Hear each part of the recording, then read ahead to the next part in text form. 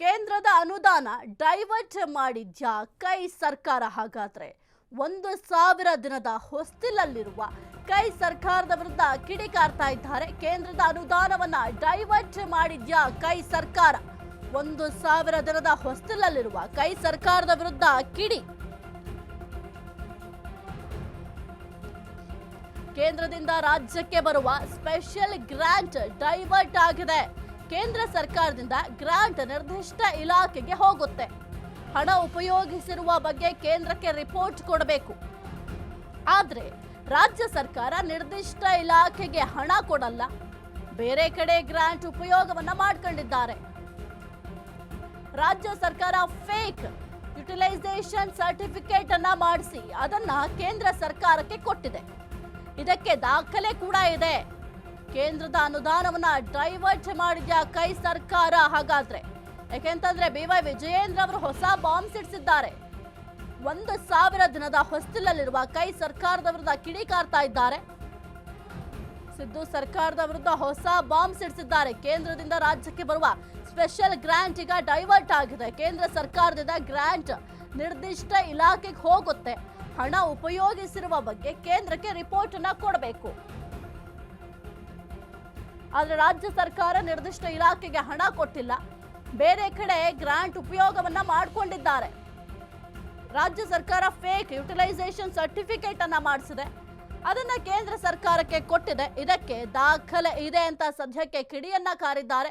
ಇನ್ನು ಈಗ ಏನು ಸ್ಪೆಷಲ್ ಅನುದಾನವನ್ನ ಕೇಂದ್ರ ಸರ್ಕಾರ ಕೊಟ್ಟಿದೆ, ಕೇಂದ್ರ ಸರ್ಕಾರ ಅನುದಾನವೇ ಕೊಡ್ತಾ ಇಲ್ಲ ಎಂಬ ಆರೋಪವನ್ನ ಕಾಂಗ್ರೆಸ್ನವರು ಮಾಡಿದ್ರು. ಆದ್ರೆ ಈ ಒಂದು ಸ್ಪೆಷಲ್ ಅನುದಾನವನ್ನ ಕೇಂದ್ರ ಸರ್ಕಾರ ಕೊಟ್ಟಿದೆ. ಆ ಒಂದು ಸ್ಪೆಷಲ್ ಅನುದಾನವನ್ನ ಡೈವರ್ಟ್ ಮಾಡಿದ್ದಾರೆ. ಈಗ ಒಂದು ಸ್ಪೆಷಲ್ ಅನುದಾನ ಕೊಟ್ರು ಅಂತಂದ್ರೆ ಅದನ್ನ ಎಲ್ಲಿಗೆ ನೀವು ಬಳಕೆ ಮಾಡ್ಕೊಂಡ್ರಿ, ಅದೆಲ್ಲವನ್ನು ಕೂಡ ಒಂದು ರಿಪೋರ್ಟ್ ಅನ್ನ ಸಬ್ಮಿಟ್ ಮಾಡಬೇಕಾಗುತ್ತೆ.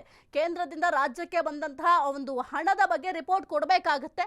ಇಷ್ಟು ನಿರ್ದಿಷ್ಟ ಇಲಾಖೆಗೆ ಹೋಗುತ್ತೆ ಅಂತ ಕೂಡ ತಿಳಿಸ್ಕೊಡ್ಬೇಕಾಗತ್ತೆ. ಆದ್ರೆ ಆ ಒಂದು ಹಣ ಉಪಯೋಗಿಸಿರುವ ಬಗ್ಗೆ ಕೇಂದ್ರಕ್ಕೆ ರಿಪೋರ್ಟ್ ಕೊಡುವಂತಹ ಸಂದರ್ಭದಲ್ಲಿ ಸರಿಯಾದಂತಹ ರಿಪೋರ್ಟ್ ಕೊಟ್ಟಿಲ್ಲ.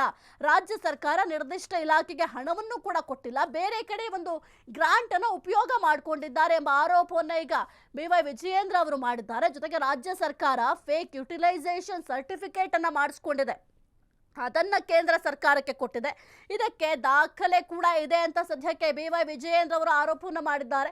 ಕೇವಲ ದಾಖಲೆ ಇದೆ ಅನ್ನುವ ಬದಲು ಆ ಒಂದು ದಾಖಲೆಯನ್ನು ಕೂಡ ಬಿಡುಗಡೆ ಮಾಡಬೇಕಾಗುತ್ತೆ. ಯಾಕೆಂತಂದ್ರೆ ಆರೋಪ ಪ್ರತ್ಯಾರೋಪ ಇಷ್ಟೇ ಆದ್ರೆ ಸಾಲೋದಿಲ್ಲ, ಅದಕ್ಕೆ ಒಂದು ಪೂರಕವಾದಂತಹ ಸಾಕ್ಷ್ಯಾಧಾರಗಳನ್ನು ಕೂಡ ಒದಗಿಸಬೇಕಾಗುತ್ತೆ. ಸದ್ಯಕ್ಕೆ BY ವಿಜಯೇಂದ್ರ ಅವರು ನಮ್ಮ ಬಳಿ ದಾಖಲೆ ಇದೆ ಅಂತ ಕೂಡ ಹೇಳಿದ್ದಾರೆ.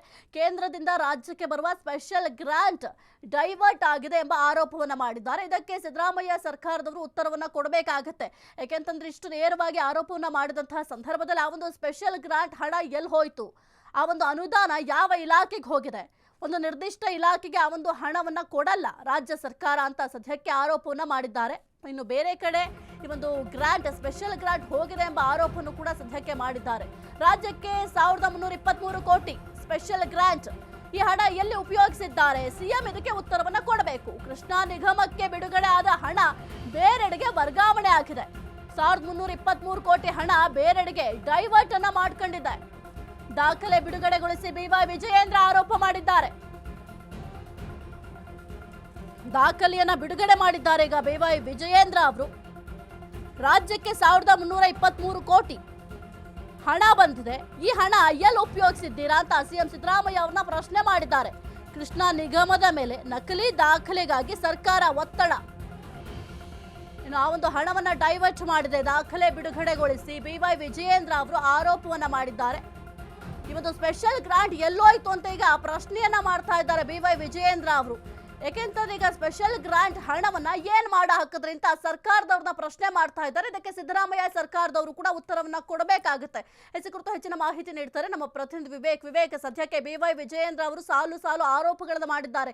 ಮುಖ್ಯವಾಗಿ ಸ್ಪೆಷಲ್ ಗ್ರಾಂಟ್ ಹಣ ಎಲ್ಲೋಯ್ತು, ಯಾವ ಇಲಾಖೆಗೆ ಕೊಟ್ಟಿದ್ದೀರಾ ಅಂತ ಪ್ರಶ್ನೆಯನ್ನ ಮಾಡ್ತಾ ಇದ್ದಾರೆ. ಇದಕ್ಕೆ ಈಗ ಸಿದ್ದರಾಮಯ್ಯ ಸರ್ಕಾರದವ್ರಿಗೆ ಏನು ಉತ್ತರ ಕೊಡ್ಲಿಕ್ಕೆ ಸಾಧ್ಯ ಆಗುತ್ತೆ ವಿವೇಕ್?